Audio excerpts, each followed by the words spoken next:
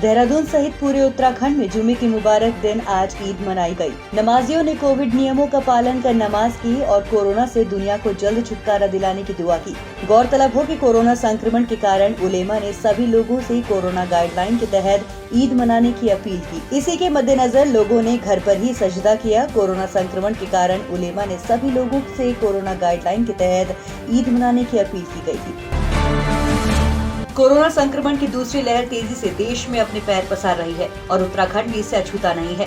ऐसे में आम आदमी पार्टी की वरिष्ठ नेत्री व प्रदेश प्रवक्ता उमा सिसोदिया द्वारा देहरादून महानगर क्षेत्र में होम आइसोलेशन में रह रहे कोविड संक्रमित मरीजों के लिए निःशुल्क भोजन की व्यवस्था की गई है। उमा सिसोदिया क्षमता अनुसार ऑन डिमांड कोरोना मरीजों को 2 वक्त का पौष्टिक भोजन उपलब्ध करा रही हैं।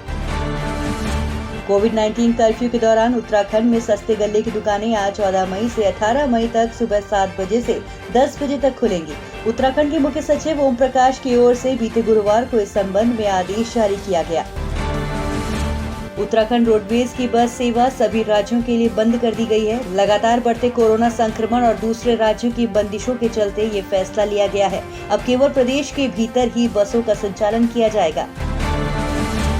देहरादून में कोरोना की दूसरी लहर में जल्द ही एम्बुलेंस संचालकों की मनमानी पर रोक लगने वाली है। परिवहन विभाग ने एक प्रस्ताव बनाकर भेज दिया है, जिसके तहत देहरादून में 3 श्रेणियों में अलग अलग एम्बुलेंस का किराया प्रस्तावित किया गया है। विभाग की ओर से basic ambulance with oxygen cylinder 15 kilometre की परिधि में एक तरफा छोड़ने पर 1 घंटे का 800 रुपए, 1 घंटे के बाद 200 रुपए प्रति घंटे के हिसाब से प्रतीक्षा शुल्क, 15 किलोमीटर से ज्यादा दूरी होने पर 18 रुपए प्रति किलोमीटर का भाड़ा तय किया है।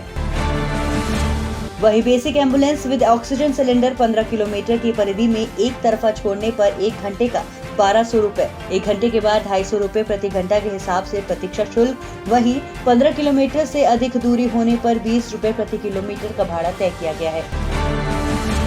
वहीं IUC कार्डियक एम्बुलेंस 15 किलोमीटर की परिधि तक 3000 रुपए, नर्सिंग स्टाफ के साथ 4000 रुपए, डॉक्टर के साथ में होने पर 6000 रुपए और 15 किलोमीटर से ज्यादा दूरी होने पर नर्सिंग स्टाफ के साथ 45 रुपए प्रति किलोमीटर और डॉक्टर के साथ 50 रुपए प्रति किलोमीटर की दर तय की गई है। बीते कुछ दिन पहले उत्तरकाशी, रुद्रप्रयाग, देवप्रयाग और बुधवार को कैची धाम में बादल फटने की घटना पर पर्यटन मंत्री सतपाल महाराज ने दुख जताया। उन्होंने कहा कि बादल फटने जैसी घटनाओं को देखते हुए प्रतीत होता है कि उक्त रडार क्रियाशील नहीं है। उन्होंने निदेशक मौसम विज्ञान केंद्र देहरादून को पत्र लिखकर निर्देशित करते हुए कहा कि रडारों की क्रियाशीलता से अवगत कराना सुनिश्चित करें, जिससे प्राकृतिक आपदा से होने वाले नुकसान को कम किया जा सके। उत्तराखंड में कोरोना काल की दूसरी लहर में जेल में संक्रमण फैलने का खतरा बढ़ रहा है। मौजूदा समय में जेल में 1000 से ज्यादा बंदी कैदी निरुद्ध हैं, जबकि जेल में क्षमता के अनुसार बैरक नहीं बना है, जिसके बाद जेल मुख्यालय के अधिकारियों ने रिहा किए जाने वाले बंदियों की सूची तैयार की है।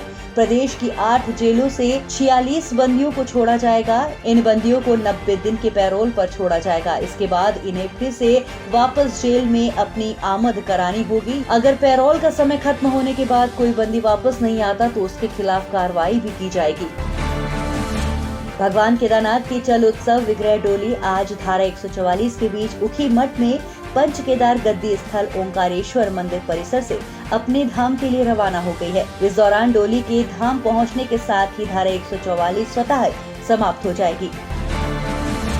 डोली के साथ 28 लोगों का दल धाम जा रहा है। कोरोना संक्रमण के चलते पैदा हुई परिस्थितियों को ध्यान में रखते हुए प्रशासन ने 13 मई की शाम 5 बजे से 15 मई तक डोली के धाम पहुंचने तक धारा 144 लागू की है। उप जिलाधिकारी जितेंद्र वर्मा ने बताया कि ओंकारेश्वर मंदिर में होने वाली भैरवनाथ पूजा के दौरान 20 मीटर के दायरे में अन्य लोगों के प्रवेश पर रोक लगाई गई है। रुद्रपुर के सिडकुल के पराग्स AVS कंपनी में आज सुबह अचानक आग लग गई। आग कंपनी के गोदाम में रखे सामान में लगी। कंपनी में LED और दूसरे इलेक्ट्रॉनिक सामान बनाए जाते हैं। आग इतनी भयावह लगी कि दमकल की 10 गाड़ियां आकर आग बुझाने में लगानी पड़ी। काफी मशक्कत के बाद आग पर काबू पाया गया। बता दें, आग से कंपनी को लाखों का नुकसान होने की आशंका जताई जा रही है।